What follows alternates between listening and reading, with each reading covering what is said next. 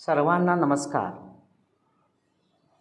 आजपासून आपण भगवत पूज्यपाद श्रीमद आद्य शंकराचार्य यांनी लिहिलेल्या श्री लक्ष्मी नृसिंह करावलंबन ह्या दिव्य स्तोत्राचा अर्थ पाहण्याचा प्रयत्न करणार आहोत।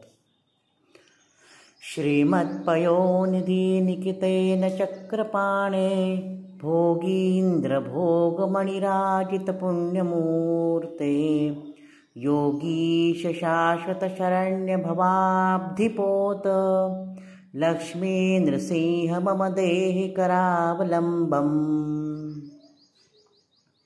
आता या श्लोकाचा अर्थ जाणून घ्यायचा प्रयत्न करू। आद्य शंकराचार्य हे भगवान नृसिंहाला अतिशय विनम्र भावाने विनवित आहेत, आळवीत आहेत। ते म्हणतात, हे चक्रपाणी। चक्रपाणी म्हणजे काय? ज्याच्या हातात म्हणजे पाणीत चक्र आहे असा चक्रपाणी। पाणी या शब्दामध्ये लिणीची वेलांटी जेव्हा ह्रस्व असते तेव्हा त्याचा अर्थ होतो हात। श्रीमत पयोनिधी निकेतन। पयोनिधी म्हणजे सागर, समुद्र, इथे क्षीरसागर। निकेतन म्हणजे घर, ज्याचे घर क्षीरसागरात आहे, जो समुद्र वसन करतो, समुद्रात राहतो, समुद्रात वस्ती करतो, ज्याचं घर हे समुद्र आहे आणि ज्याच्या हातात चक्रपाणी आहे, अशा हे भगवंता तू कसा आहेस? तर भोगींद्र भोग मणिराजित पुण्यमूर्ते, तू पुण्याची मूर्ती आहेस, तू पुण्यमय आहेस आणि तुला देहावर शेषाने धारण केलेले आहे। तू कसा आहेस? योगीश आहेस, तू योग्यांचा ईश आहेस।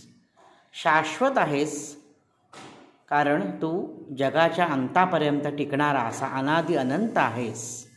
तू शरण्य आहेस की तुला जर आम्ही भक्तिभावाने शरण गेलो तर तू आमचा उद्धार करतोस, असा तू शरण्य आहेस। भवाब्धी पोत आहेस। पोत म्हणजे नाव, नौका, उत्तम प्रतीचं जहाज, संस्कृत शब्द आहे। भवाब्धी पोत म्हणजे आमचं तू जहाज हो आणि आम्हाला या भवसागरातून तरून ने। हे लक्ष्मी नृसिंह, हे लक्ष्मी आणि नृसिंहा, मम देहि करावलंब म्हणजे माझ्या देहाला आधार द्या आणि माझा उद्धार करा, असा सर्व आपण याचा अर्थ पाहिला। आता हाच अर्थ मराठी भाषेत थोडा काव्यात्मक पद्धतीने आपण पाहू। सर्व रत्नांची संपत्ती असे सागराच्या उदरे, श्री भगवंताचा वास असे नित्य ह्या क्षीरसागरे। एका हाती चक्र सुदर्शन धारण केले श्री प्रभूने, भगवंतासे धारण केले देहावरी शेष नागाने।